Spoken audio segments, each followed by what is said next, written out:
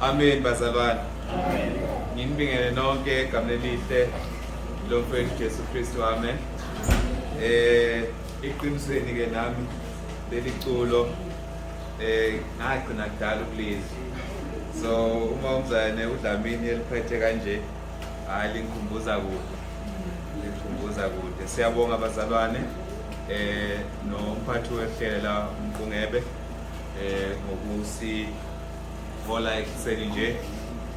Sibonga ke nalesikhathi uNkulunkulu asiphe sona bazalwane, njengoba ayisho nje umzalwane ukuthi bekukuhle ukuba besingahlala bazalwane siqhubeke sindawonye sikhonze inkosi. Kuyajabulisa kumnandi ngalendlela ukuthi sibuthane bazalwane. Siyadingana nje kakhulu bazalwane ekukholweni. Ngaleza insuku ngiqala ukufika ebandleni eFosforus, abazali babe nenkulumo ethi uma umzalwane ebayedwa kufana nelahle elikhishiwe emlilweni, mali lapho lilodwa ngeke lisurvive, liyovutha liphele. Kodwa ke malihleli namanye amalahle liyakwazi ukuqhubeka kuba livuthe. So ke nathi ke bazalwane siyadingana kakhulu impela singabazalwane enkosini kuba sibuthane. Kuyinhlanhla ke nesibusiso bazalwane ukuthi sibe la kumusa kaNkulunkulu ukuthi sibuthane kulesi sikhathi samanje. Siyambonga uNkulunkulu ngothando lwakhe bazalwane ngazonke izikhathi nanesikhathi asiphe sona ukuba sihlangane kuba sikhuthazane singabazalwane. Lezi inkonzo bazalwane zakhelwe ukuba umuntu akhuthazeke ekukholweni. Mawufunda incwadi yabaHebheru 3 verse 13, ngicela sithi le ncwadi ngakangeni esihlokweni enginikeze sona. Incwadi yabaHebheru 3 verse 13, kumqoka ukuba umzalwane azihambe inkonzo, kumqoka ukuba umzalwane avele njalo ngosuku lokuqala eviki la ibandla libuthene khona, ngoba uma engakwenzi lokho uzohamba endleleni aphelwa amandla, ngoba akakhuthazekile lo mzalwane enkosini. Ake sithinte na incwadi yamaHebheru 3 verse 13 oyiphethe angasifundela. Kepha yalanani imihla ngemihla kusathiwa namuhla, ukuze kungabikho kini owenziwa lukhuni ngokukhohliswa kwesono. Umbhalo wamaHebheru uthi ke sikhuthazane yalanani imihla ngemihla. Uyabona? So ke ibandla likaKristu liyakhuthazwa ukuba lihlangane singabazalwane ukuba sikhuthazane kuphi? Enkosini, endleleni esihamba kuyo, ukuze ukuthi ekuhambeni kwethu uma singahlangene nabazalwane kuzokwenzeka ukuba sihaqwe isono esizosenza ukuba siphume endleleni silahlekele ukuphila kwethu okuyinguna phakathi. Sibonge futhi ke nabazalwane la kubaqulusi abathe bahlela lenkonzo suka la ngoLwesihlanu ngenhloso kuba basikhuthaza abazalwane ekukholweni, siqhubeke njalo sihamba eqinisweni. Siyababonga kakhulu abazalwane. Sicela nasenkosini ukuthi inkosi ibabusise, ibandisele la abathathe khona. Phela abazalwane ukuhlela inkonzo akusinto elula. Sike sakhuluma nabazalwane la leGoli sithi hayi mhlambe ke angeke kwenzeke ukuthi sibe nayo inkonzo maduzane. Sabuka ukuthi ukuze ibe khona inkonzo kudingeka ukuthi nihlele, kakhulukazi nihlele yini? Imali. Ibeke imali ukuze nikwazi ukuthi inkonzo ibe yini? Ibe impumelelo. So ke siyababonga abazalwane ngokuyikhandla kwabo ukulungisela inkonzo ukuze kufike lesikhathi. Bayazi abazalwane abahlela inkonzo ukuthi mawuyiphethe inkonzo uyakhandleka ngalendlela.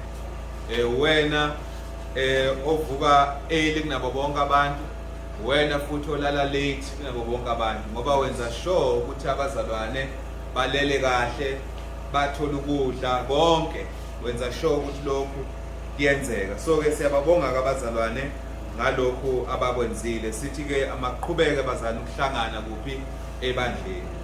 Asingamiswa umuntu, masingamiswa izifo bazalwane. Izifo sizofika pheze njani zedlula izifo. So ke kuleli hora ke bazalwane isifundo enginikeze sona sila encwadini yesambulo chapter 3 uverse 14 sokunqala uverse 21 la sobe sibuka ngebandla likaKristu elisendaweni yase Laodicea okuyindawo la ibandla likaKristu ebese likhona iminyaka more than 30 years likhona, mas estimate la iminyaka ibandla lelikhona. So ke sizobuka ukuthi inkosi uJesu Kristu ithini ngaleli bandla. Sizofunda izinto esizibona ngaleli bandla, ezinye zazo ziyingozi ekukholweni komzalwane. Incwadi ke esambulo uma iqala ku chapter 1 la uJohane ebonisa ukuthi lokho akutholayo uboniswe yini inkosi. Uveza la uJesu emveza okuyena umqali nomphelisi wakho konke okusemhlabeni, azathi uAlpha and Omega. Uma ufunda ngaye la echaza uJesu. Isithombe ke masiqhubeka kuvezwa ke manje amabandla kaKristu ayisikhombisa. La inhloso enkulu ukubonisa ukuthi inkosi uKristu noma isezulwini ilibukile ibandla, iyabona ukuhamba kwani kwebandla, iyabona ukusebenza kwani kwebandla lisekuphi, lisemhlabeni. Okusho ukuthi ibandla likaKristu noma lisemhlabeni alihambi nje lodwa, ikhona inkosi, likhona iso lenkosi. Inkosi iyabuka ekuhambeni kwethu futhi iyasihlenga ekuhambeni kwethu. Inhloso enkulu la masifunda ngalamabandla esikhombisa ukuveza lokho ukuthi inkosi emabandleni iyabuka inathi, ijongile ukuthi sihamba kahle noma sihambi kahle. Endawo leso ngena kuyo bengithandile ukuba siqale silifunde leli verse, siqale ku verse 14 size siyogcina la ku verse 21 oseyitholile ngasifundela incwadi yesambulo chapter 3 ku verse 14 ukugcinela ku verse 21 oseyitholile. Nakuyo ingilosi yebandla laseLaodicea loba ukuthi nakho akushoyo amen, ufakazi othembekayo noqinisekileyo uqala kokudalwa kukaNkulunkulu uthi, ngiyayazi imisebenzi yakho ukuthi kawubandi kawushisi, sengathi ngabe uyabanda noma ushise. Ngakho-ke njengalokhu uyisivivi, ungashisi ungabandi, ngiyakuhlanza uphume emlonyeni wami. Ukuba uthi ngicebile kangisweli lutho, kanti kawazi ukuthi ngolusizi nokuhakelwa nompofu nokuphuthekayo nohambaze. Ngiyakululeka ukuba uthenge kimi igolide elihlanzwe ngomlilo ukuze ucebe, nezingubo ezimhlophe ukuze wembathe, ungabonakali ihlazo lobuzi bakho, nomuthi wamehlo ukugcoba amehlo akho ukuba ubone. Bonke engibathandayo ngiyabasola ngibalaye, ngakho-ke shisekela uphenduke. Bheka ngimi ngasemnyango ngingqongqotha, uma umuntu ezwa izwi lami avule umnyango, ngiyakungena kuye ngidle naye adle nami. Onqobayo ngiyakumnika ukuba ahlale nami esihlalweni sami sobukhosi, njengalokhu nami nganqoba ngahlala noBaba esihlalweni sakhe sobukhosi. Onendlebe makezwe lokho akushoyo umoya emabandleni. Amen mzalwane. Amazwi la uJohane walobayo awathola enkosini yethu uJesu Kristu ebonisa la ku verse 14 uthi nakuyo ingelosi yebandla Laodikia loba ukuthi okusho ukuthi lamazwi azowakhuluma abuya enkosini ebuke ibandla elikule ndawo ukuthi isimo salo sinje.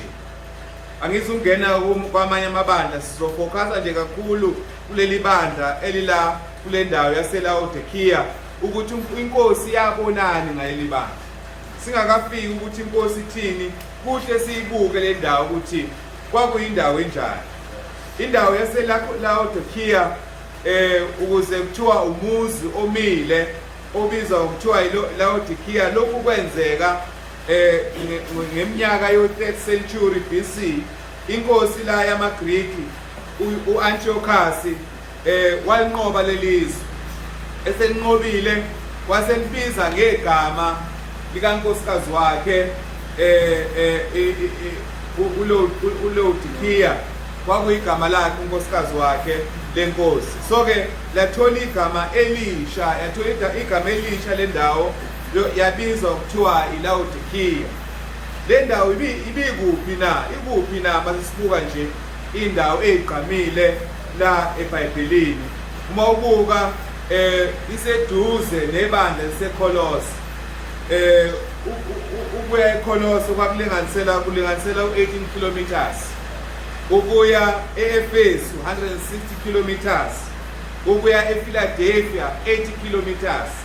So ibandla ebelizungazwe amabandla kaKristu abekhona, amanye athintwa la ayisikhombisa.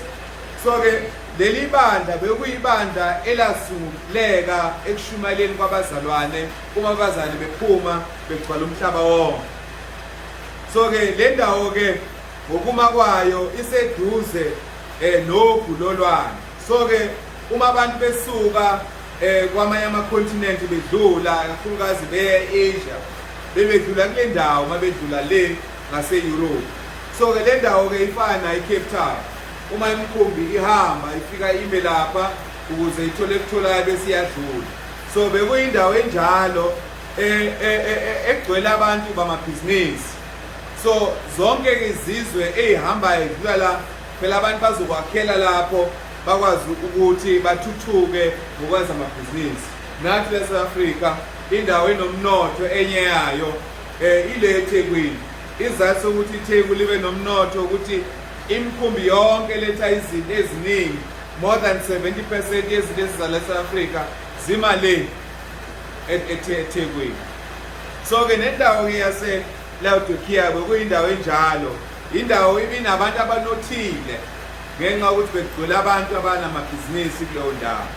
So ke kuleyo ndawo ke futhi babe nemfula okusho ukuthi kwakunendawo enevolcano eseduze nayo. So amanzi ke ababewathola eza ngakubona angaphuzeka, iningi lawo ayelukewarm, kwakungamanzi andikindiki.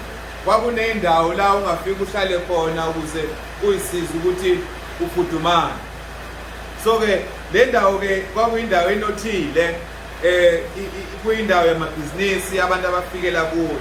Abantu kule ndawo babenjani-ke njengabantu abanothile, abantu abayinake bona, banakile abantu abayibona be-self-reliant, abadinga omunye umuntu kwabasizi, abantu abanethezekile, people who are complacent, abanakile abanye abantu, abanakile ezinye izinto. Bebe nalowo moya-ke abantu abaphila kuleyo ndawo. So lezo zinto-ke zaziyokwenza ukuba ngokuya kwesikhathi kukapakele lezi zinto ziye kuphi, zingene ebandleni. So ke ibandla ngokwala ke silibuka laqala nini endaweni yaseLaodikia. iBhayibheli ke alikuvezi ngokusobala ukuthi leli bandla laqala ngamuphi unyaka noma laqala ubani, kodwa sikubonayo ukuthi umzalwane la ake sifunde ngayo la incwadi yabaseKolose chapter 4 verse 13 to 16, incwadi yabaseKolose 2 verse 1. Iyavela incwadini yabaseKolose ukuthi ngalesikhathi uPaul ebhalela leli bandla laseKolose bese likhona ibandla elise-Laodikiya bese li-exista ngalesikhathi ePawula ebhala incwadi yabaseKolose kulinganisela ukuthi beku-61 to 63 AD eyibhala incwadi uPawula. Lokhu kusitshela ukuthi leli bandla ngesikhathi uJesu ekhuluma la encwadini yesambulo, ngoba incwadi yesambulo ilinganisela ukuthi ibhale ngale ko-91 AD. Kusitshela lokhu ukuthi leli bandla elise-Laodikiya besilina more than 30 years likhona liphila. So uKristu-ke usebuka eselibuka elibandla ngalesikhathi uJohane ebhala la incwadi yesambulo selikhona libandla liyaphila. La siya incwadini yabaseKolose zokuba leli bandla liqambeke kanjani noma mhlambe ubani umzane besebenza kuba leli bandla likhulu. Ake sifunde la incwadi yabaseKolose chapter 4 verse 13 to 16.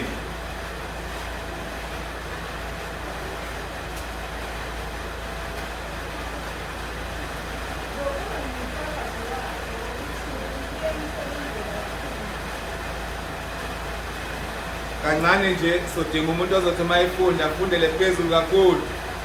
Sinenkinga yomsindo. Ngokuba ngiyumfakazi wakhe ngokuthi uyanisebenzela kakhulu nina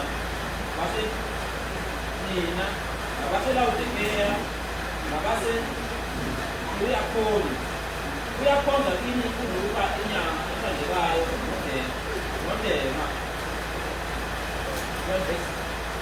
Uqala ku-13 mzalwane uya ku-16. Khonzani kubazalwane abase-Laodikiya nakunimfa nasebandleni lakwabo. Nxa le ncwadi isifundiwe kini, bhekani ukuba ifunde nasebandleni lase-Laodikiya, nani niyifunde leyo evela eLaodikiya. Siyabona-ke bazali ukuthi ngesikhathi uPawula nabapostoli besebenza kwakujwayelekile ukuthi iy'ncwadi lezi esifunda ngazo manje ziye emabandleni zamukeleke emabandleni. Uthi-ke ngiyakhonza naku-Efra, so kusho ukuthi umuntu obesebenza ebandleni lase-Laodikiya uma liqala ilo mzalwane la ekukhulunywa ngayo. So-ke uthi-ke uPawula la le ncwadi enginikeza yona eniyitholayo manje mayihanjiswe futhi iye kuphi? Iye eLaodikiya. Kanjalo futhi nencwadi ebengiyibhalile ebiye eLaodikiya mayibuye ize kobani? Inini. Kusitshelani lokho? Ukuthi leli bandla elise-Laodikiya nebandla laseKolose bekukhulunywa into enjani? Eyodwa. Bekufundisa into enjani? Eyodwa. Amanye amazwi labazalwane base-Laodikiya bebefundiswe lonke iqiniso. uPawulu bebefundise lonke iqiniso. Abashumayeli bebefundise lonke iqiniso. U-Efra losifunda ngaye manje. Abazane bebekhuthele, abashumayeli bebekhuthele kule ndawo ukuze umsebenzi uqine limele libandla. Kusibonisa ukuthi sisekele saleli bandla. Uma liqale libandla laqala isisekelo esinjani? Esihle. Bakhela esifundisweni esinjani? Esihle. Njengoba lasafunda ngabazane base-Jerusalem, Joshua 2 verse 42, uthi baqinisela njalo baphi? Laba abadisisiwe abalinganisela kubani? Kuyinkulungwane ezinjani? Ezintathu. Kuthiwa baqinisela njalo esifundisweni sobani? Sabapostoli. Nasekuhlephuleni ini? Isinkwa nasemkhulekweni. Kusibonisa lokho ukuthi bazalwane leli bandla lase-Laodikiya laqaleka kahle. Laba sesisungulweni esihle, lafundiswa kahle ukuba lihambe kuphi? Eqinisweni nasemsebenzini enjani? Emihle.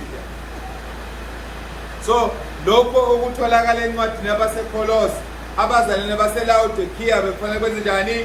Bakwenze.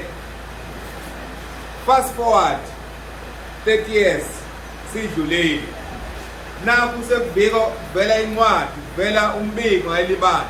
Inkosi yasivezela isithombe ngaleli bandla. Uthi uKristu nakuye ingelosi yebandla lase-Laodikiya loba ukuthi nakho engikushoyo u-Amen, ufakazi othembekileyo noqinisileyo owuqala kokudaliweyo kwaNkulunkulu uthi ngiyayazi imisebenzi yakho ukuthi kawubandi kawushisi sengathi ngabe uyabanda noma ushisi. Fast forward 30 years isidlulile, leli bandla selinjani? Selindikindiki. Bazane nayo ingozi esibhekane nayo. Nakhu ubungozi esibhekane nabo. Siqale kahle ekukholweni, safundiswa kahle ekukholweni. Iningi lethu mhla silizwa ivangeli sasinjani, sasijabulile, shisekela ini inkosi. Abangani bethu, omakhaya bethu sasibazisa ini ivangeli. Sasivela uma ibandla kuthiwa lenjani aliyoshumayela ibandla sikhona nathi. Fast forward 5 years, fast forward 10 years. Sesinjani? Sesindikindiki. Siza nje ebandleni silethe ini imizimba yethu. Othi la ngiyayazi ini imisebenzi yakho. Ukhombani ukuqala la masibuka uJesu buka imisebenzi yabo. Okokuqala esikufundayo la ukuthi inkosi iyayazi imisebenzi yani yethu. Inkosi iyayazi ini imisebenzi yethu. Thina sibuye eGoli, inkosi iyayazi imisebenzi yethu kuphi eGoli. Thina sibuye eManzibombi, inkosi iyazi ukuthi senzani le eManzibombi. So ke inkosi iyasazi, iyasibona. Phela inkosi le uKristu Jesu yazibona, ubona konke. Akukho la kuNkulunkulu noma kuKristu la kusithekele khona, la kuvimbeke khona ukuba angaboni. Uzabona azabone nenhliziyo yami ukuthi ithini inhliziyo kabani kaSabela. Wazi izinto zami ukuthi mangivuka ekseni ngicabangani namanje ukuthi ngicabangani. Inkosi iyenze njani? Iyakwazi lokho. Akukho kufihlekile. Ake siye encwadini kaJohn 2 uverse 24-25. Sibonisa la ukuthi uJesu unguNkulunkulu, enguNkulunkulu, wazi nezizinto zomuntu, wazi nokucabanga kobani komuntu. So ke uthi uJesu ngiyayazi ini imisebenzi yakho. Salano yaziwe ezulwini ukuthi la ukhona wenzani, umshikashaka wakho yini, uphila lempilo uNkulunkulu ayifunayo yebo noma cha, uyiphethe kanjani emsebenzini. Angikho yasikho emsebenzini la usebenza khona, asikho esikoleni la ufunda khona. Inkosi yasibonisa la ukuthi imisebenzi yethu enjani uyayazi. John 2 verse 24-25.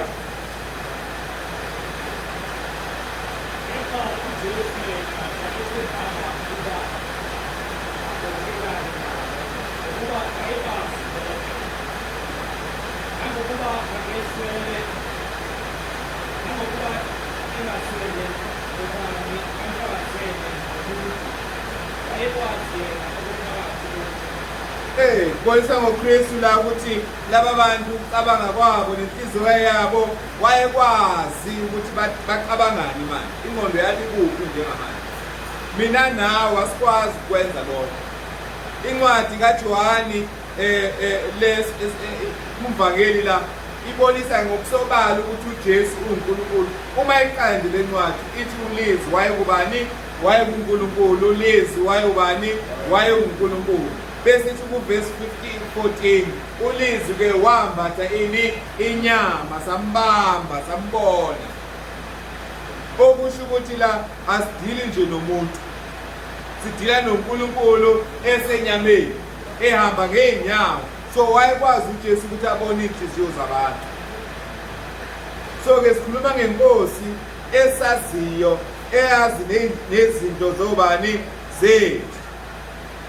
Le ncwadi la kuSambulo iveza ukuthi uJesu eyini faithful witness, umuntu othembekile, ufakazi othembekile ongaqambi amanga.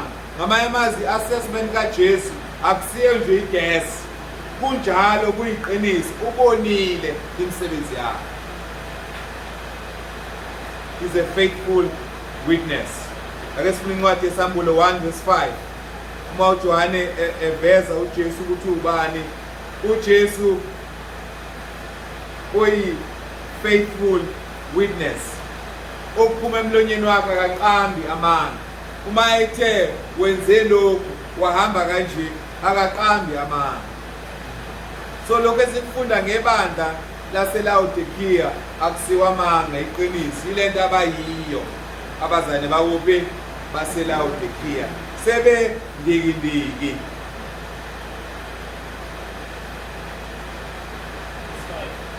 Yebo.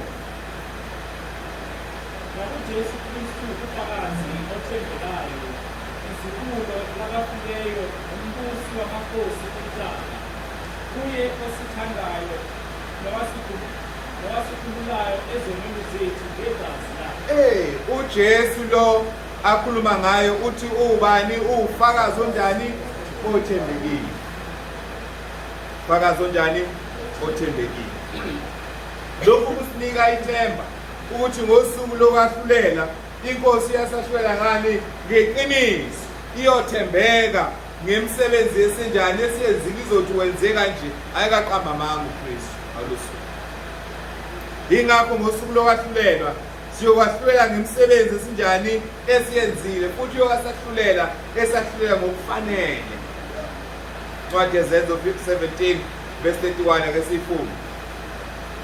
So sinalo themba ukuthi oseyahlulelelayo unjani, uhlulela ngokweqiniso, uthembekile. Is a faithful witness. Zenzo 17:31.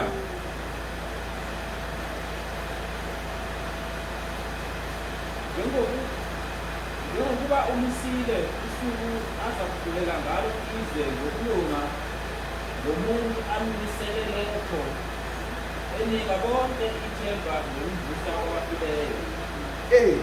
So-ke lo Kristu uyokasahlulela nani ngosuku lani lokugcina. Uyena ozobebuka ini imisebenzi yethu sonke. Uye ozobethi ngenxa yemisebenzi yakho ke ngena emzini kaBaba, ngena ezulwini. Inkosi eyobikhuluma lokho. Ngoba uye kubuke ini ukusebenza kobani wethu. So inkosi iyayazi ini imisebenzi yethu. Ngamcashela nje umqomo bebekhuluma athi abantu baye bamcashela bambalekela. Bethi babalekela ubani? Bambobese. Ungambalekela umuntu, kodwa uNkulunkulu ngenze njani? Angeke umbalekele. Akekho phakathi kwethu uNkulunkulu acabanga ukuthi kunokuthile angamfihlela khona uNkulunkulu ngalosuku. Kobe konke kuvulekile. Imisebenzi yethu yeyo bikhuluma ukuthi singobani thina. Uma seqhubeka ke sibuyela ngalencwadi yesambulo khona la kuverse 14 wehla nayo esikutholayo ukuthi uKristu uma uqhathanisa namanye amabandla, for example ibandla lasePhiladelphia, uKristu ubethi uma assessa lelo bandla aveze okunjani okubi, aphinde futhi aveze nokunjani okuhle. Kuleli bandla abazalwane uKristu kuphela ilona la engatholi okuhle kukhona kuleli bandla. Ngiyabona bazathi inkinga enkulu leyo ukuthi uKristu uma esibuka angatholi nokodwa okuhle esinjani esikwenzayo. Bekungekho la uKristu angakusho ngebandla laseLaodikiya kunjani okuhle. Kubonisa ukuthi laba bantu bebesengozini embi kabi, besenkingeni enkulu kabi ukuthi ukuphila kwabo kuyingunaphakade kahle hle kusengcupheni. So we could not find anything, the Lord could not commend anything abayenzayo. Akucabanga ngebandla elaqaleka kahle. elalisetshenzwa oPawulu. Ibandla lalifundiswa oPawulu ngeencwadi ayithumela kuleli bandla. Leli bandla namhlanje uKristu uselibuka ngalendlela ukuthi alisamile kahle. Kusitshelani lokhu bazalwane ukuthi endleleni yethu asiqaphele singacabangi ukuthi ngoba saqala kahle sashunyayeza abazana abakholwayo sashunyayeza abashumayeli sithi ngokubona kwethu hayi babeqinile bebahle besifundisa kahle bese sicabanga ukuthi hayi angeke siwe thina. Ukuwa kwawo wonke umuntu uma engaqaphelile endleleni ahamba kuyo ebandleni asihambi ngeminyaka. Angeke ukuthi ngoba ngina 30 years noma ngina 40 years noma ngina 20 years ebandleni ukusho ukuthi ke noma yini engiyenzayo nje i-right.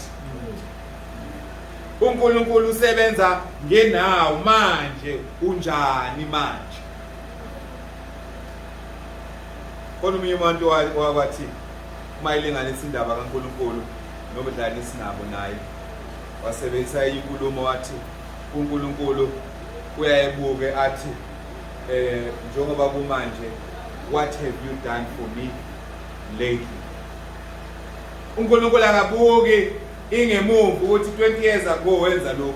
Ubuka ukuthi for now right now what have you done for me lately. Ikuphi ongenzele khona manje. So uNkulunkulu sisendleleni yakhe ubuka ukuthi sihamba kanjani manje. Ngeke azothi 30 years ago bowuthembekile namhlanje awusathembekile bese uNkulunkulu ayiku right. No. Singabantu sisebenza kanjalo. Ingakho namanje lenkinga esinayo la eKZN kuthenja abazana abadala esithi abazana edala bekhona kuphi ebandleni noma sebekhuluma into eyiphutha sikwazi ukuthi leyo sebeyenza iseyirong. Ngoba iso lethu libuka ukuthi laba abantu sasinabo for 40 years angeke baphambuke manje. Ngeke bakhuluma into eyiphutha manje labazalwane. Usibonisa abazalwane ukuthi uNkulunkulu akahambi ngeminyaka yomuntu esebandleni. Uhamba ngokuthembeka kabani komuntu. Leli bandla laqaleka kahle. Laqala lifundiswa abazalwane abathembekile enkosini. Namhlanje 30 years after liqayile ibandla kutholakala manje kuleli bandla lisathembekile. Ngabe thina amabandla esikuwo sithembekile na? Ngabe amakhaya esikuwo sithembekile na? Ngabe la sisebenza khona sithembekile na? uNkulunkulu angasho ukuthi laba bantu belapha kuleya ndawo abakuyo bathembekile. Ngasho ngathi uNkulunkulu bazalwane esikutholayo ngayili bandla ke izinto ezimbi esitholayo ukuqala la ukuleli bandla lindikindiki. Leli bandla linjani? Lindikindiki. Uvesi 15 uthi ngiyayazi imisebenzi yakho ukuthi kawubandi kawushisi sengathi ngabe uyabanda noma ushisi. Senje namhlanje siyogeza sibuzana la noBamnkosi. Mhlawumbe uBamnkosi anganginika impendulo ukuthi ukhona nomuntu othandayo ukugeza uma kubanda noma ngalisimo umuntu ageze ngamanzi kanjani andikindiki. Uyathanda ukugeza ngamanzi andikindiki? Akekho umuntu othandayo. Uyawuthanda ukuthi wathola amanzi kanjani eshisa bese kuba wena ko-adjustayo ke kwi-temperature yakho oyifuna ngayo. So into endikindiki bazalwane noma siyidla ayithandeki. So ke sibuka la uKristu uthi ke nindikindiki ababandi abashisi. Kusibonisani lokho? Labazalwane babenganakho ukubo ungaka esingatheli abantu benza izinto ezimbi. Babekhona nje. Kodwa abavuthe emsebenzini inkosi futhi abagcwele into ezimbi esingayibala ukuthi zimbi kakhulu. Bandikindiki. So babeyibona bona beyinake bona benomoya ukuthi thina sinakile asinendaba nabantu. Ngoba uveza kuNkulunkulu uKristu ayivezayo uma ethi bathi mina phela ngicebile nginakho konke. Kusho ukuthi kune-attitude ekhona ukuthi angikudingi okunye, angidingi inkosi, ngiright mina nginazo zonke izinto. babe ne-attitude enjalo. uKristu lamagama awasebenzisayo motto code uwasebenzisa ngenhloso. Lobundikindiki usebenzisa ngenhloso ngoba le ndawo yayinendawo enamanzi andikindiki, so babeqonda kahle uma esebenzisa lesi simo asebenzisa lamagama. So leli gama lithi uyashisa libonisa umqondo ukuthi bekufanele ngabe bayavutha kuphi emsebenzini wani wenkosi, bekufanele ngabe bayatholakala ey'ntweni zemisebenzi yenkosi, kakhulukazi ukuhambisa ini ivangeli. Nakho abasatholakala emsebenzini yonke njani emihle. Ukubanda kubonisana ukuthi awusahlangane nenkosi, awusenandaba nenkosi. Ngamanye amazwi babe phakathi nendawo, babengena kancane entweni zenkosi baphinde futhi bayeke into ongabatholi ukuthi bakuphi labazabana. Leli gama lithi uyashisa libonisa umqondo. Uma ufunda la incazelo ligama yesiGreek libonisa into ebilayo, something that is boiling. Ngamanye amazwi kwakulindela ukuthi kube amaKristu agcwele imisebenzi enjani emihle. Uma kwabuka la abantu bakhandlekile bayasebenza entweni ezinjani ezinhle. Ingakho uma ufunda incwadi yezo 2 verse 42 ibonisa ukuthi bayaqinisa njalo esifundisweni sani sabapostoli. Uma wehla njalo uyezansi bathengisa ngempahla zabo. Uma ufika ku verse 47 ithini ngabo? Uthi bethandeka ebantwini bonke. Okusho ukuthi imisebenzi yabo yayaziwa eJerusalema lonke. Babaziwa ukuthi abazali abanjani abakholwayo. Sencwadi yabaseKorinte bokuqala chapter 15 verse 58. So uma sikhuluma ngomKristu kahle hle sikhuluma ngomuntu ogxilile emsebenzini enjani emihle. Kunezinto eziphathekayo, kunezinto ezibonakalayo kulo muntu ukuthi lo muntu unjani uyakhola, awugesi. Kunabantu nje uyagesa ukuthi hamba umzalwane lo, hamba kusuka umzalwane, awumtholisisi kahle ngoba ayikho imisebenzi oyibonayo ukuthi lo muntu unjani uyakhola. Bazane baseLaodikia basebenjalo. Ibingekho imisebenzi yani yokukhola. 1 Corinthians 15 verse 58. Lapho bazalwane bami abangabasandulayo kanye nabadlulile abangaqedi ababamanga imisebenzi yenkosi, nazi ukuthi ukusebenza kwenu akusinde ukuzokuzwa. Yiba nabazana abanjani abagxilile nabavamile enjani emsebenzini enjani emihle. Mas describe umKristu, describe umuntu onjani. Yingakho phela ligama malivela le Antioch kuzenzo 11 verse 26. Abantu babuka laba bantu abangabafundi bakabani bakaJesu Kristu base kuvela igama lokuthi bayini bangamaKristu bebuka ini imisebenzi yabo. Imisebenzi yabo eyikhuluma ukuthi abantu bayini bangamaKristu. Ngaba wena mzalwane la ukhona iyabonakala imisebenzi ukuthi umKristu. Uyabonakala ukhona ukuthi umKristu. Uthi ke la uPaula nigxile nivame emsebenzini njani emihle. Masikhuluma ngomKristu sikhuluma ngomuntu onomoya wokusebenza, onomoya wokuqhubeka ezintweni ezinjani ezinhle. Incwadi yabaseRoma 12 verse 11 ngicela siyifunde.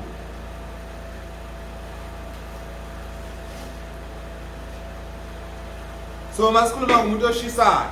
So uKristu mayethi anibandi niyashisa, azathi futhi bekungcono ukuba njani niyashisa noma niyabanda. Usho ngamanje uNkulunkulu ufuna sibe sendaweni yodwa, ucace ukuthi siyashisa masishisa, ucace futhi ukuthi siyabanda masibanda.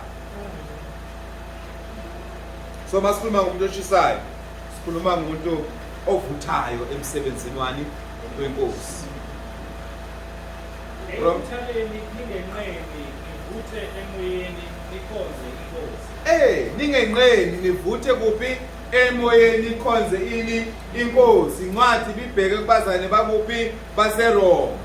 uyawuthola wonke lo mqondo wokusebenza kuzo zonke iy'ncwadi asiye kuThithu. Uma uThithu eyala ukuba afundise lezi zinto kuphi eCrete, siyakuthola lokhu ukuthi kufanele abazane bezinjani bavuthe ngemisebenzi enjani emihle. Tito 2 verse 14. Owazinikela ngenxa yethu ukuze asihlenge ebubini bonke, asihlambulule isizwe esibesakhe, sisekele imisebenzi emihle. So ukwenze konke lokhu kuba sizinjani sishisekele imisebenzi enjani emihle. Sihlanjululiwe enkosini ngenhloso enjani na? Ukuba siveze ithelo zani zokomoya, siveze imisebenzi enjani emihle. Yingakho uKristu efuna umuntu oshisayo kahle hle. Ufuna umuntu oshisayo. Kodwa ke kulabazalwane base Laodikia beka preferile ukuthi mhlambe ke kucace ke ukuthi banjani bayabanda. Kucace ukuthi abekho naye, kucace ukuthi abasekho enkosini, kube clear.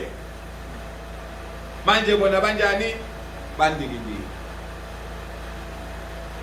Ngoba baseGalatia 4 verse 18 ngeke sayifunda ikhuluma okufanayo ukuthi sigqile emsebenzini enjani emihle.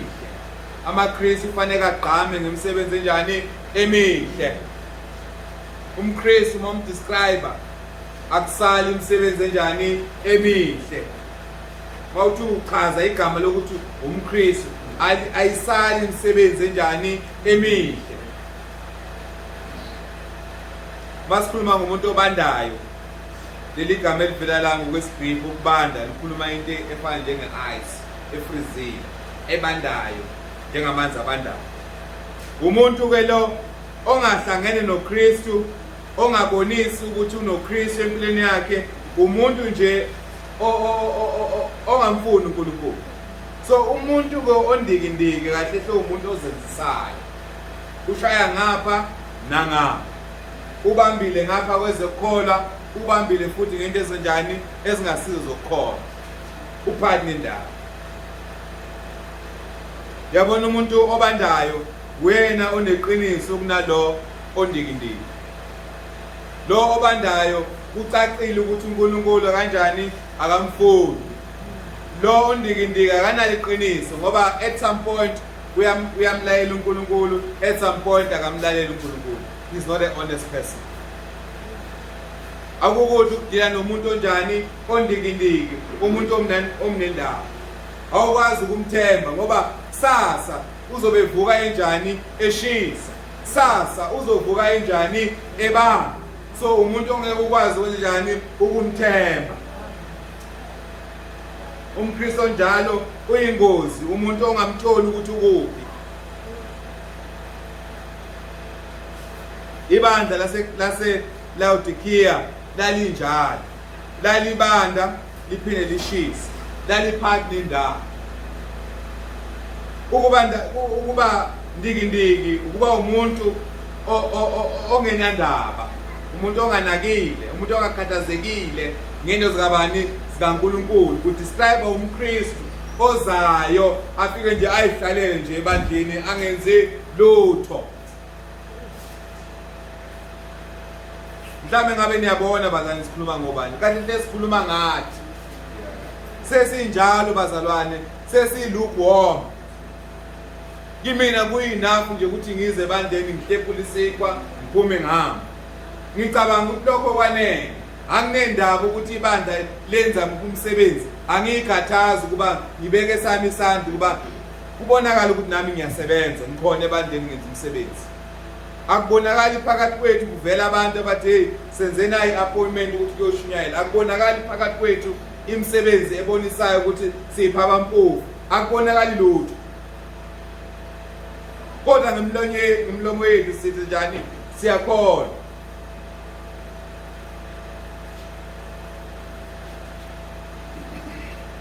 Isimo lesi sokuba ndikindiki sibi kakhulu emphefumulweni womuntu. Ngoba lo muntu onjalo akulula ukuba wenze njani umsizi. Umuntu onjalo akulula ukuba aphume esimeni akuso. Ngoba ngelinye ilanga uhamba kahle. Ngelinye ilanga uhamba kahle. Ake sibuke la incwadi yamakhosi oqala chapter 18 verse 21 ukuthi ukuba phakathi nendawo ukuba neutral kuNkulunkulu akwamukelekile kuNkulunkulu kuba phakathi nendawo. Akwamukelekile ukuthi ume ngapha kwaSathane bese uba ngapha kwaNkulunkulu. KwaSathane kwavumelekile by the way. USathane ungashaya ngapha kwaNkulunkulu ukuthi udlala khona kwaNkulunkulu uphinde futhi udlale ngapha kwaSathane. Kwamukelekile kuSathane. kuNkulunkulu akasebenzi kanjalo. Unaye completely. Awuzukuba naye la uNkulunkulu uphinde ujambe futhi uye ngapha kwaSathane. Cha. Thina abazana asixubi, asimix. umKristu kuphelele kunjalo.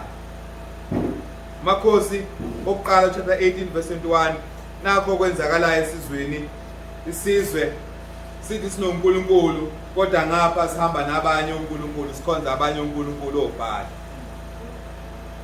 U-Eliya wasondela kubo bonke abantu wathi, "Koze kube nini ninganqika phakathi kwezinhlangothi ezimbili na?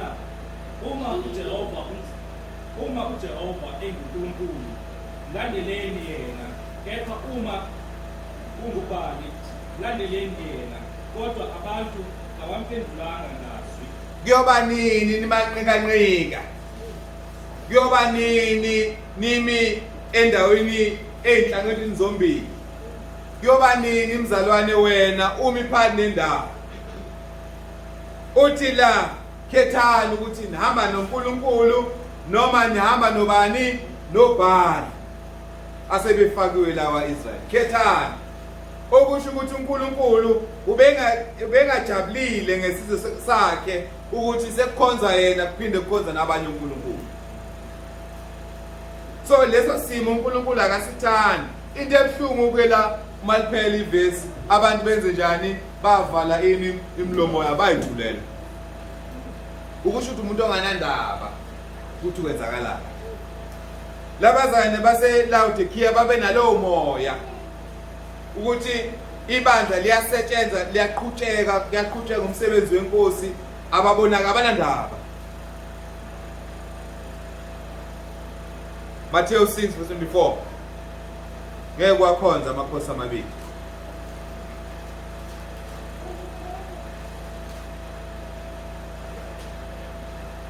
Akakho ongakhonza amakhosi amabili, ukuba uyakuzonda enye athande enye, noma abambelele kwenye adelele enye.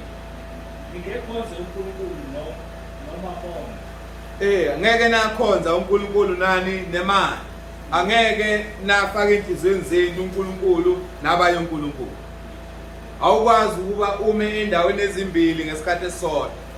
Khetha ukuthi uzohamba noNkulunkulu noma uzohamba noSathane.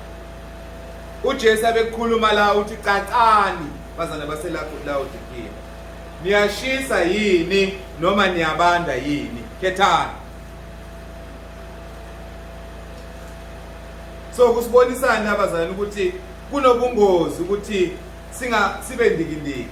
Kuba kunobungozi ukuba kungaveli empilweni zethu ukushisakela inkosi nokushisakela imisebenzi yani yebandla. Labazane base bengasakhathazekile uqongebe ukhulumile ngalento abazane base eJerusalema mase benethezeka kwavuswa oSawulu kuba bahlasele ibandla. So umoya ukusukhona la bebengasanakile ukuthi ivangeli liyahamba na. Bebengasanakile ukuthi abantu abaseduze nabo balithola ivangeli. Usibonisa ukuthi abantu abesebenethezekile bengenandaba. Esikutholayo la okokuqala kuverse 16 masiqhubana lencwadi ukuthi okokuqala ukuba ndikindiki kubi kuKristu. Kubi kuKristu. Kubi akumthokozisi. Yingakho esebenzisa amagama la. Yabona mawudla into ebabaya, udle into ongayithandi. Wenze njani uyayihlanza. So ubonisa leso simo ukuthi isimo sabo sibi ngalendlela ukuthi uma umuntu edla ukudla ethola into engayithandi uyayikhafula ekhiphele ngaphandle ayihlanze ngoba yinjani yimbi ayithokozisi.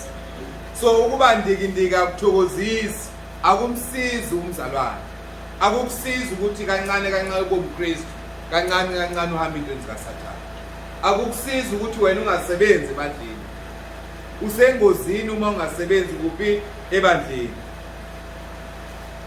Ngesifunde futhi verse 16, ngakho ke njengalokhu uyisivivi ungashisi ungabani ngiyakuhlanza uphume emlonyeni wami. Ukhombani lokhu? Ukhomba ukuthi ngesikhathi esizayo uma bengaphenduki uNkulunkulu uzenjani, uzoqeda ukudlana nabo nelibandla. Uma lingaphenduki leli bandla, lesi sibani noma eligama lokuba bathiwa ibandla likaKristu kuzophela, uKristu angeke asaba nabo. Usibonisa ingozi ukuthi le ngozi ingafika nakithi uma sifana njengalabazalwane. Bazalwane, nokunye iCovid ekwenzile engikubukile ngokubona kwami ukuthi senze sahlala phansi sathi ku-right, sangenza namacebo ukuthi singasebenza kanjani, singashumayela kanjani ukuze ivangeli njani iqhubeke. Iningi lethu njengoba bekuthulekile, njengoba sekubonakala kukhomba ukuthi uSathane besebenza kuphi le emakhoneni. Ingakho ekukhulumeni kwethu nasekwenzeni kwethu senza izinto ezingekho kuphi ezwini lenkosi. So ukuhlala nje ungenzi lutho kubi ngale ndlela. Okwesibili esitholanga elibandla, not only ukuthi bandikindiko okuyintembi uma umuntu eyenza. Okwesibili ukuyihlola kwabo kwangekho kuhle. Bathi mabeyibuka bayibuka bengabazalwane abanjani aba-right. I-assessment yabo ibisi wrong, basebenzisa i-instrument e-wrong yoku-assessa impilo yabo, basebenzisa imiqondo yabo, basebenzisa imibono yabo uku-assessa isimo sabo. Abayanga ezwini ukuthi bahlolisise incwadi uPaula ababhala zona 30 years ago, abayithola beyithola ibhayela uPaula ezazifaka imisebenzi ekumele ibe khona kubazalwane.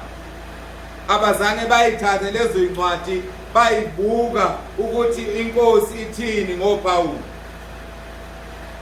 I-assessment yabo was very bad. Bazi-assessa ngani ngemiqondo yabo. Uzwa bethi ngokuba uthi ngicebile. Ngamanye amazwi uyasigada lo muntu ukuthi ngi-right nginje, there's nothing wrong engenzeka kumina ngoba nginani, nginemali, ngine-medical aid, nginey'moto zami, nginakho konke lokhu, so akudingi ukuthi ngiyikhathaze ngento zikaNkulunkulu. So the poor self or incorrect self-assessment abayenzile bona bengabazalwane, bacabanga ukuthi ukunotha kwabo nokuphumela kwabo kuhle, abadingo kunye.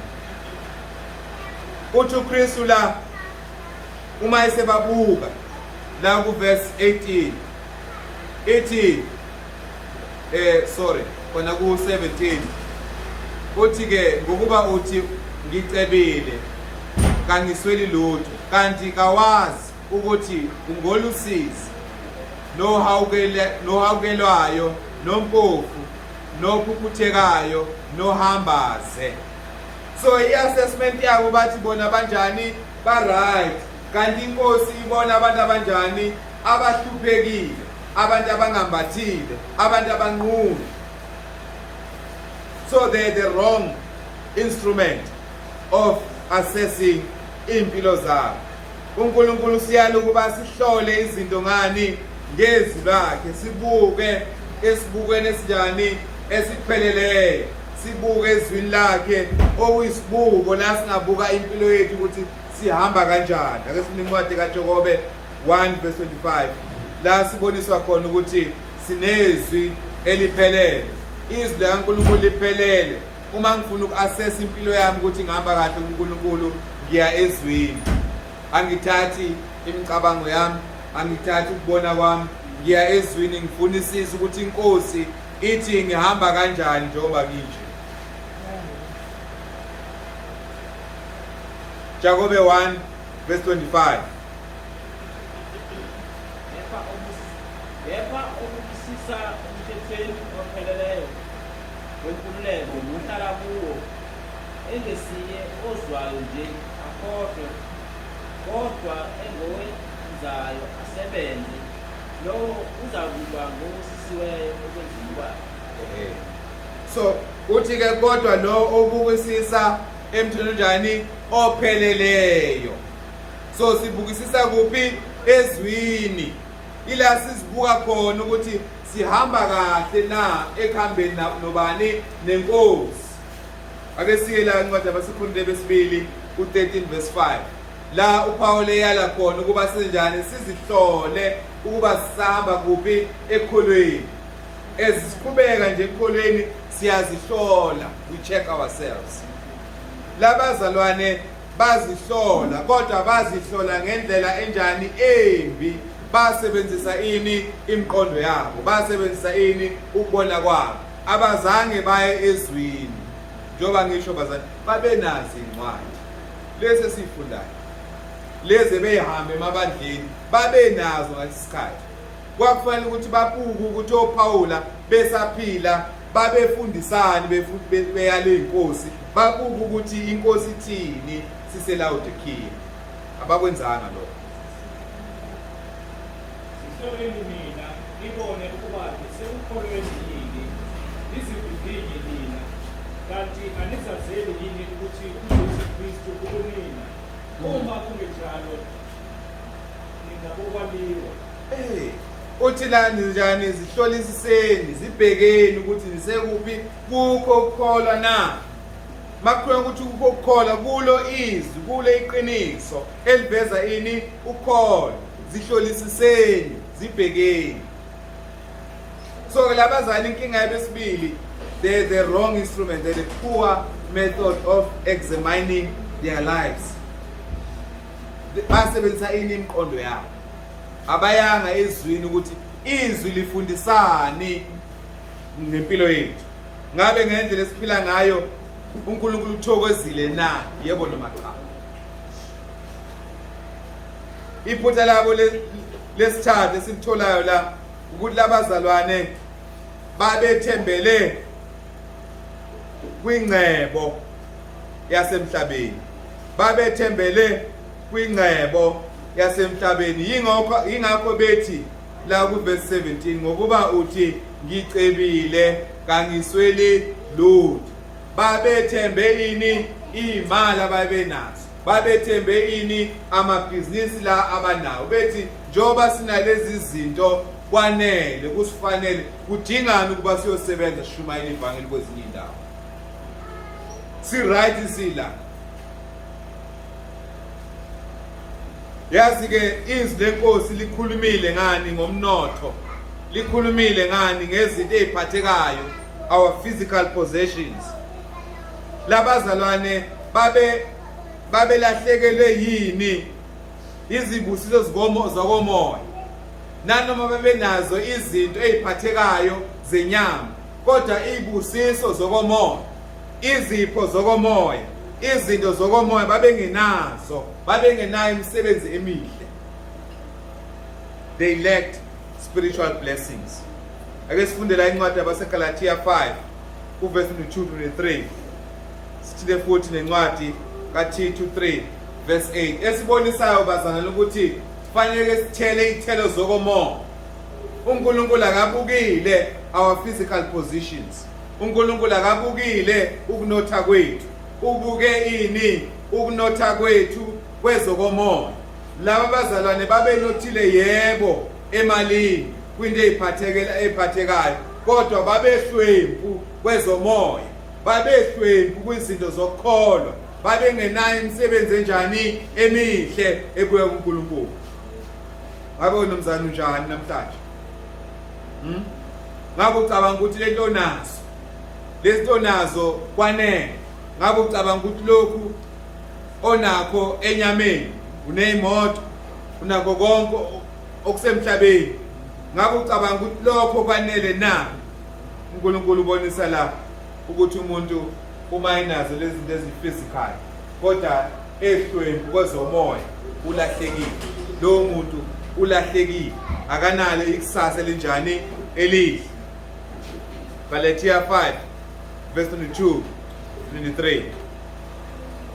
Kepha izithelo zikamoya ziluthando, nokujabula, nokuthula, nokubekezela, nobubele, nobubi, nokukholeka, nobumnene, nokuzithiba. Akukho mthetho omelana nokunjalo. Tito 3 verse 8.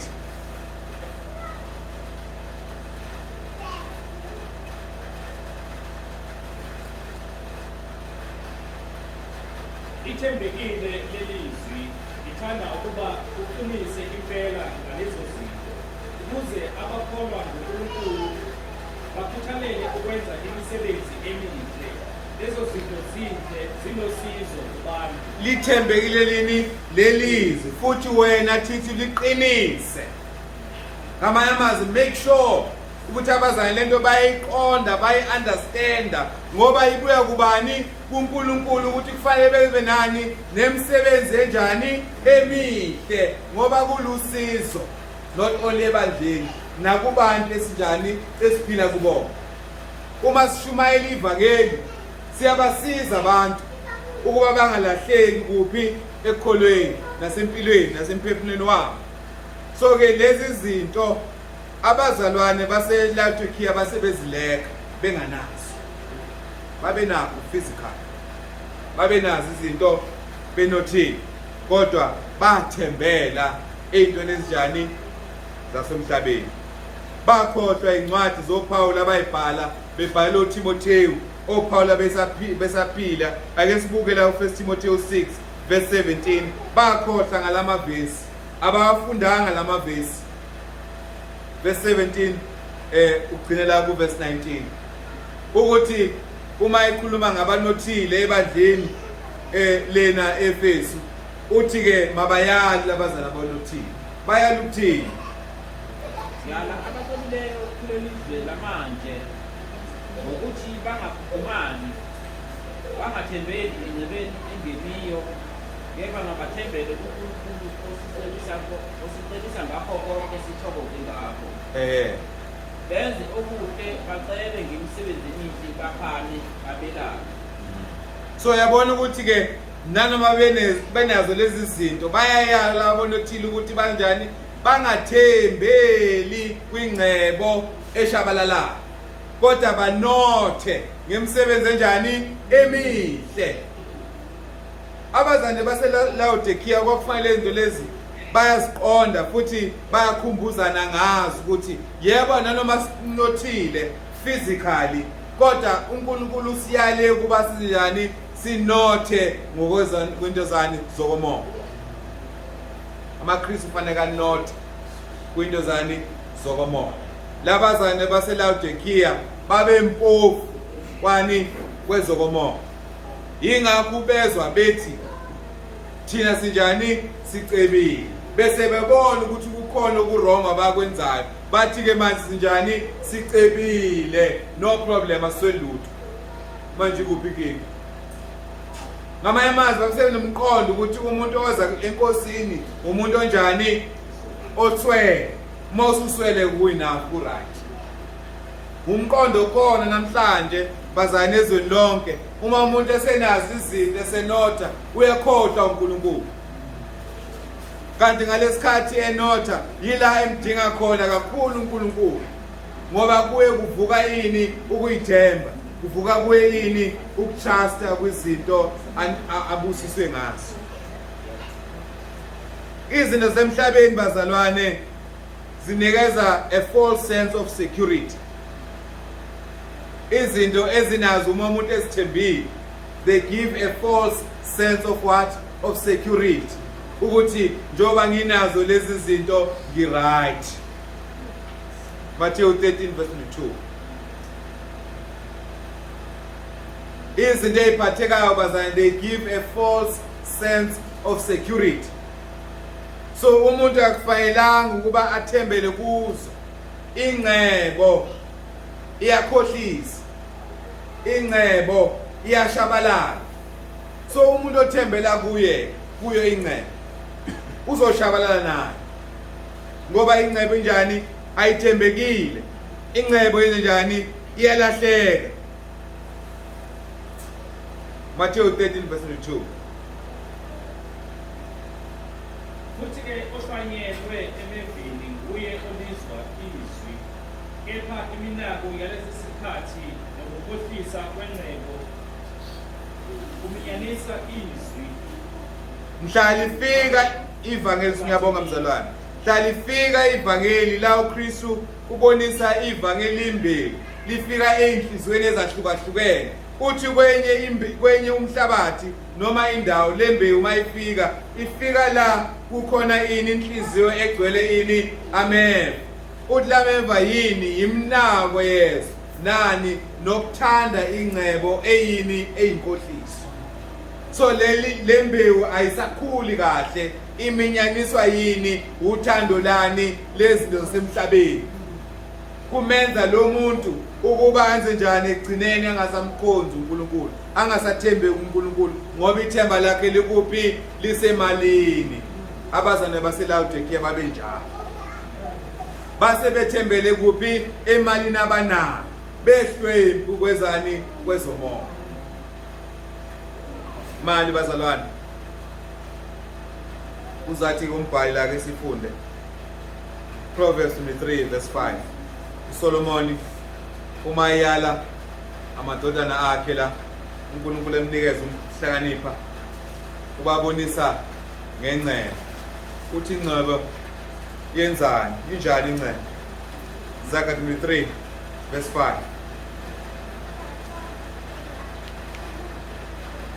Amehlo akho ayabizela kulokho, kepha akusekho, ukuba kuyazenzela impela amaphiko njengokhozi olungizela ezulwini. Ngendlela imali eshabela ngayo kufana ukuthi umbhali la ubonisa ukuthi yembatha ini impiko njengokhozi, indize enjani ihambe. Okusho ukuthi ingcebo akusinto ongathembela kuyo, ngoba kusasa kungasha lento onayo isingekho. Kodwa ibusiso zokomoya noma izithelo zokomoya azinyakaziswa. Akekho umuntu ongafika ayisiphule kuwo ayithathe. Kufana nemfundo, uma umuntu efundile, uma sengifundile, akekho umuntu ongafika ayisiphule leyo nto ayithathekile. Kodwa ke ingcebo yakulomhlaba noma igolide noma yini imali, kungafika isigebengu ebusuku lifike lithathe le mali, lifike lithathe le moto, konke kunakho kusuka emehlweni akho. Akubuka uJobe. Kwenzekalani kuJobe? Walahlekela yikho konke ayinakho. Kusibonisa ukuthi ingcebo yinto esingakwazi ukuthi akufanelanga sithembele kuye. Abazane baseLaodiceya base bethembela kuphi? Emalini. Leso sifo abazane mase sifikile kithina sibi. Sishiye ubani? uNkulunkulu. Sishiye imisebenzi kaNkulunkulu, sinake ini amabhizinisi ethu, sinake ini izinto zethu.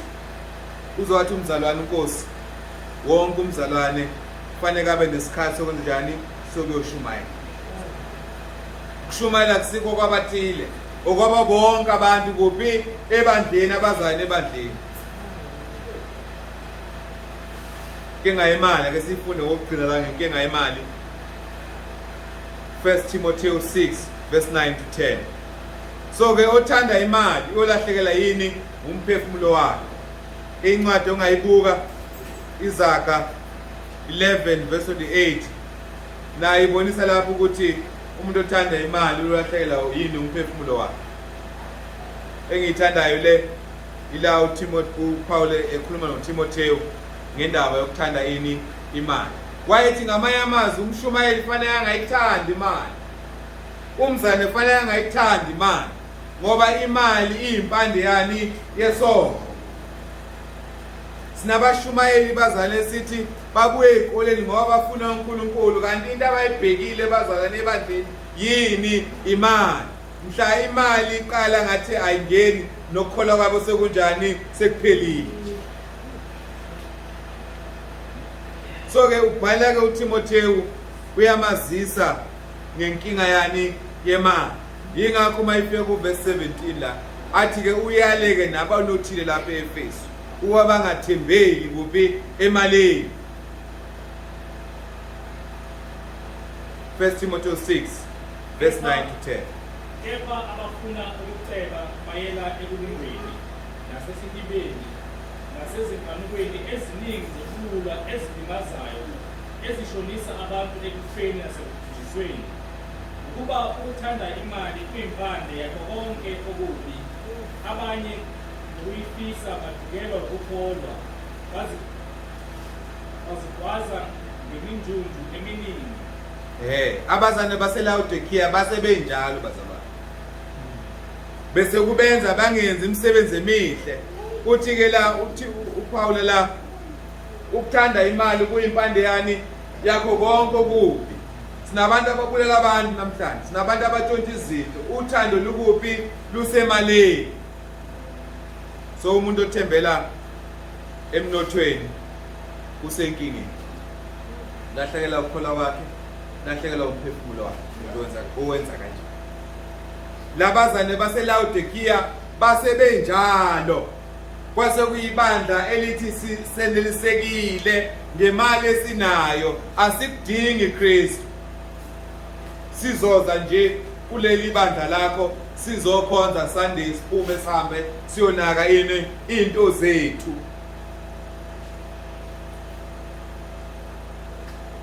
Kukho konke lokhu lamaphutha abanawo uKristu ababonisa wona, kukhona okunye ukuthi sikubonayo ngoKristu ngothanda nalo. Kusibonisa ukuthi uKristu uyasithanda. Umuntu uyamthanda bese emaphutheni abakuwo uKristu uletha induduzo kubona, uletha amazwi ukubakhuthaza ukuba baphenduke babuyele kuphi? Eqinisweni. Yabona umuntu okukhuzayo uma wenza inkembu uyakuthanda, kodwa umuntu othulayo avala umlomo wakhe uma wenza amaphutha, lowo muntu wenza njani? Uyakuzonda. Walithanda uKristu ibandla waze walifela. Ingakho ethi kulona, yamukelani ini ukushaya kwami, yamukelani kimi ukukhuthaza kwami. Ake sifunde la kuverse 19 uthi bonke ngibathandayo ngiyabasola, ngiyabayala. Ngakho ke shisakela uwenze njani? Uphenduke. Le nkulumo uKristu ayikhulumayo ingenxa yothando. Isuka kuphi? Othandweni. Uma umuntu wakho umthanda awuthanda ukuthi ayongena kuphi? Eweni afe. Labazalwane baseLaodikia ngokuthanda imali, labazalwane baseLaodikia ngokuba ndikindiki, labazalwane ukuthi bazibuke ngomqondo yabo, ngombono wabo, kubenze ukuba babe sengozini okulahlekela yini? Imphefumulo yabo. So inkosi yabathanda abantu, iyalithanda ibandla. Ake siye encwadini yamaHebheru 12 verse 5 to 13 ukuthi bazalwane uma inkosi isidiscipline, uma kuvela idiscipline ebandleni, ngiyaye ngithi bazalwane singakhohlwa ukuthi uma kwenzeka idiscipline kukhona umuntu ephathwa ngempatho eqinileyo ebandleni, kusuke lokhu kusuka enkosini. Thina suka senza lokho okuyesiyalo yibani? Inkosi. Kahle inkosi eyenza idiscipline kuphi? Ebandleni through us.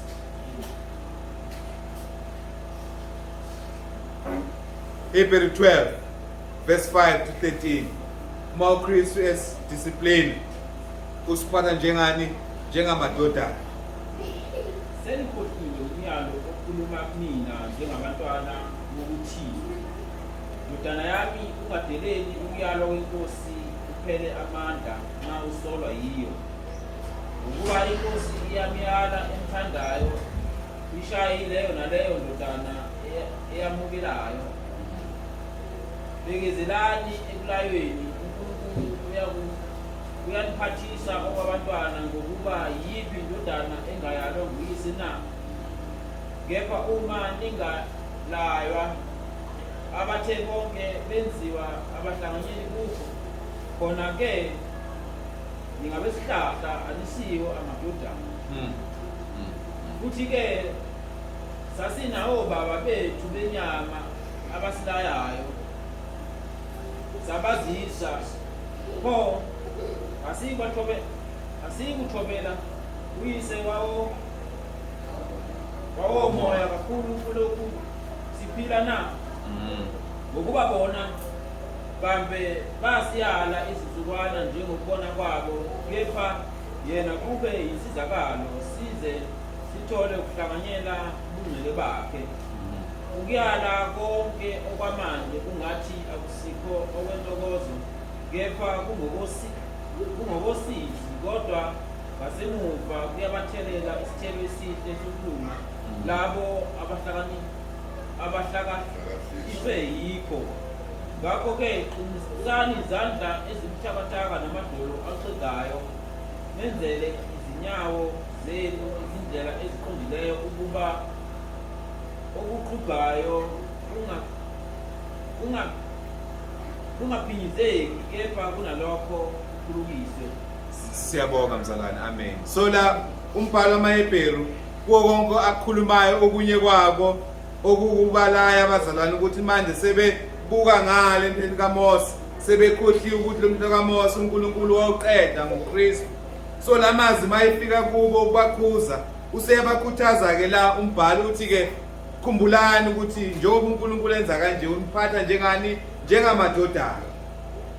So uma kuza idiscipline kithina abazalwane, uma uNkulunkulu esikhuza njengoba ekhuza ibandla laseLaodikiya, lokhu kwenza ngenxa yani yothando.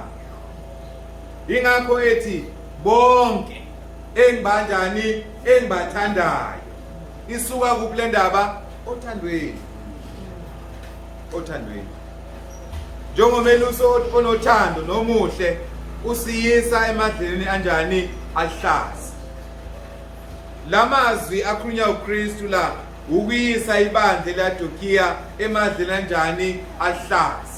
Babhizi badavuza kuphi othandweni lani lengcebo yomhlaba, abanendaba nani nomsebenzi kaKristu ukushumayela ivangeli, sebenethezekile labahlezi khona. uKristu uyababonisa ukuthi bakuphi basengozini, usebeyisa emadleni anjani ahlaza. Ngithanda amazwi la amaHubo 23 verse 1 to 3 uDavide ewakhuluma ngesikhathi kunzima empilweni yakhe. Uthi uJehova uyini kuyena.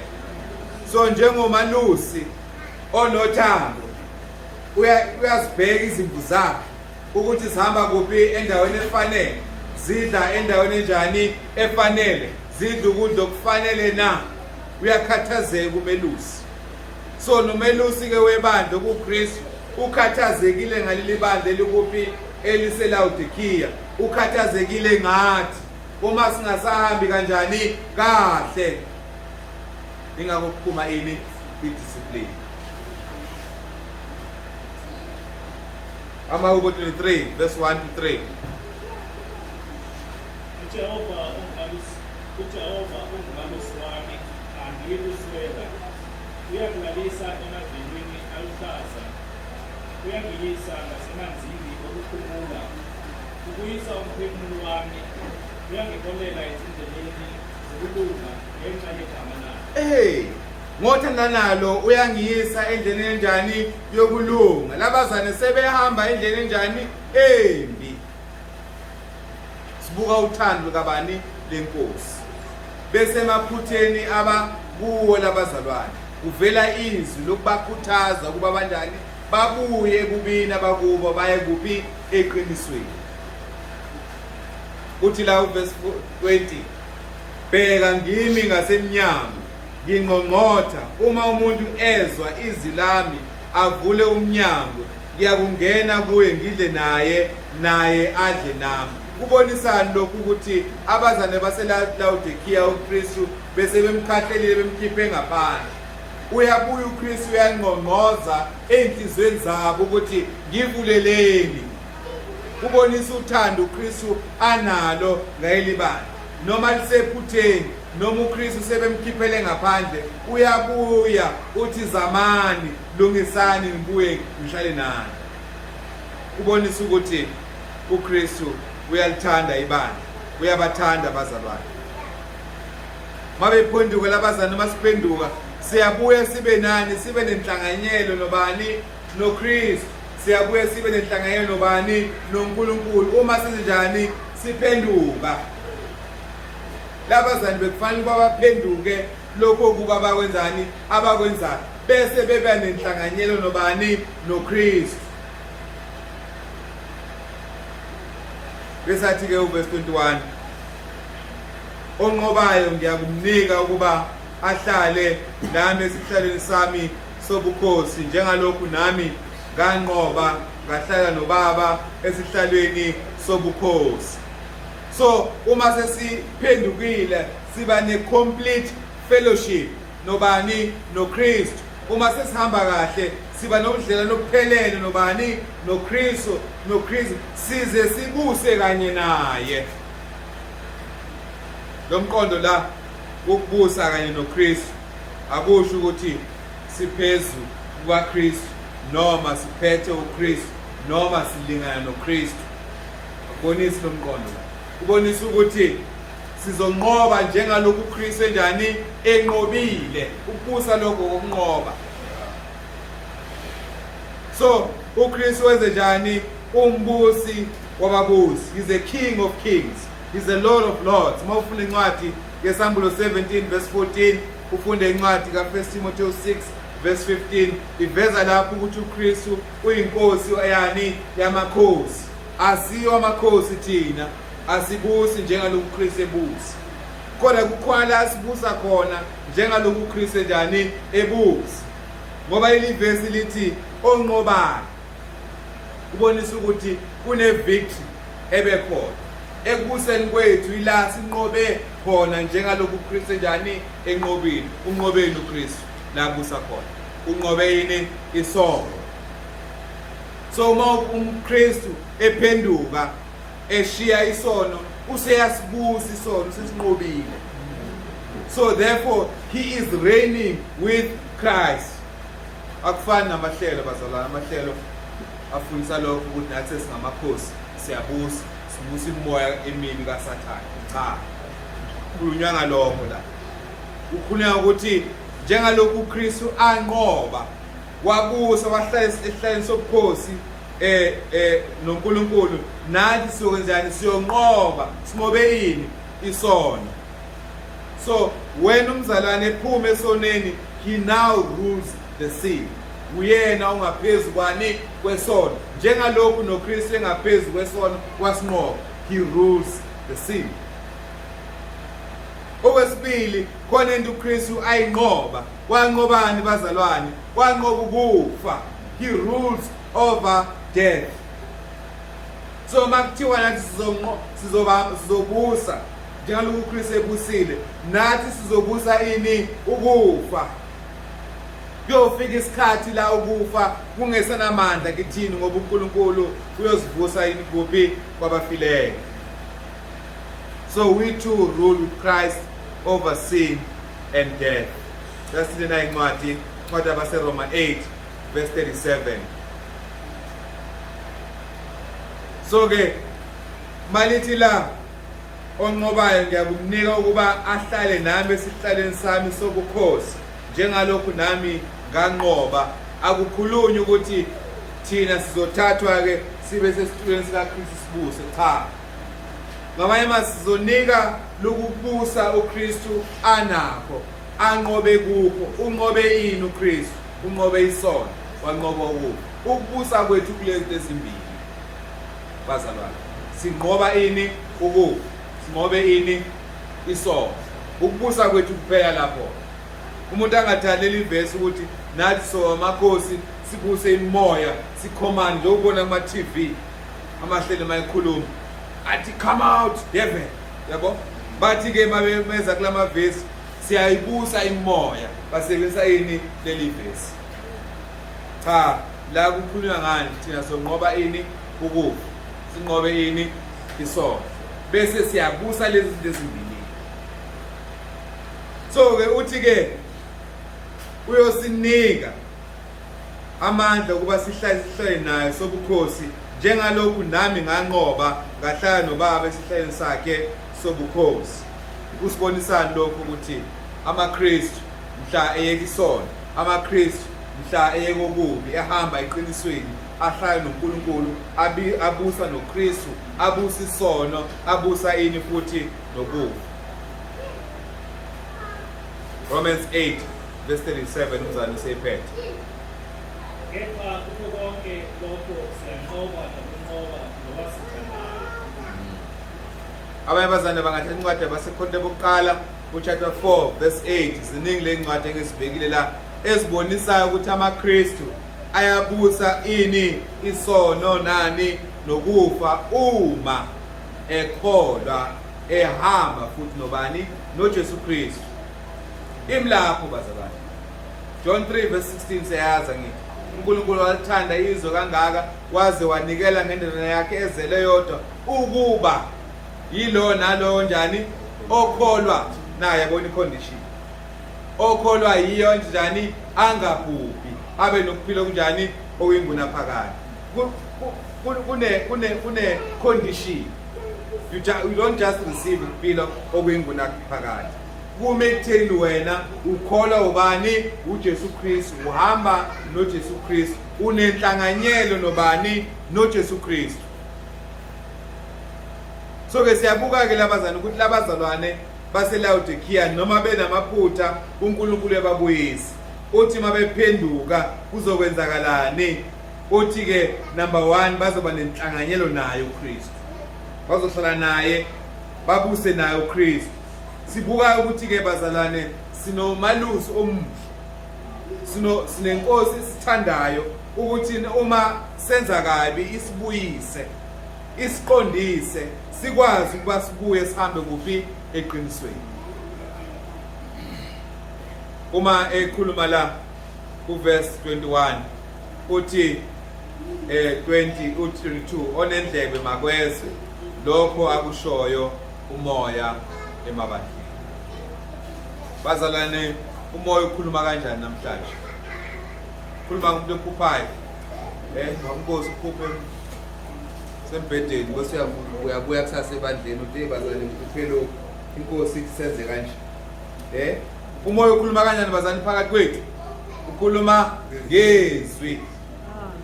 So lana ke lithini izwi onendlebe makeze lokho akushoyo umoya kuphi emabandleni. Masizwe izwi lenkosi kuphi emabandleni. Masibuswe izwi lani lenkosi. Abazane baseLaodikia bayishiya zonke incwadi uPaul ayibhalile kubo nencwadi ezayibhalile ibandla laseKolose njengoba sifundile, bazishiya bahamba ngani ngemqondo yabo. Sinenkinga namhlanje bazane nabantu abashiye ini izwi, abangasamlaleli umoya, bahamba ngani ngembono yabo, ngemqondo yabo. Kwenzakala lemva kalokho sikhipha inqumo ezirong ngoba sihamba ngani ngemqondo yethu. Asingafani ke nabazane baseLaodikia. Into ebalekile mesiphuma naye namhlanje la sibuyela khona, ake sibuyele ensimini siyoshuma. Wonke umuntu aparticipate kule nsimi yokwenzani yokushumayela ivangeli. Akuvele imisebenzi emihle bazalwane. Akuvele imisebenzi enjani emihle. Singabi indikindiki nali ibandla laLaodikia belindikindiki. Mina ngiyafakaza futhi mhlawumbe makhona into zokuphikisa. Ngale minyaka emibili yeCovid besindikindiki bazalwane. Ingabonakali imisebenzi enjani emihle akupheleke bazalwane. Ake kuvele iprogram, ake kuvele indlela abazana abazosho ukuthi ngale date siyanibiza bazalwane wozani sizodani soshumayela. Mhlambe mqungebe next time ungathiwa size enkonzweni akusibize uthi ngalezi insuku ngayiliviki ake siphume senjani siyoshumayela ivangeli. Ake senzeni lokho mhlawumbe. Yabona, ake kuvele yini imisebenzi enjani emihle. Uma ingekho imisebenzi emihle sinjani sifile. Uma singahambi ngokwezi sinjani sifile. Akupheli ukuhamba ngemqondo yethu. akuphela ukuhamba ngani imbono yethu. Angithi mangenza into ngihlolisise ukuthi kunjani. U1 Peter 4 verse 11 uPetro mayikhuluma uthi uma umuntu ekhuluma makakhulume njengalokhu izwi njani lisho. Izathi lokhu ukuze udumo lubuyele kubani kuNkulunkulu. Asenzeni kanjalo basaba. Ake sithi masiphuma la siphume sizenjani siyosebenza. Nathi sibuye eGoli la sibuyela khona siwenze njani siyosebenza. Imessage ephuma la kuleli banda la Laodikia uma singasebenzi sifile. Uma singasebenzi njani sifile. Asiphumeni ke sosebenza. Inkosi nibusise. Amen. Siyazibona masiya ishilo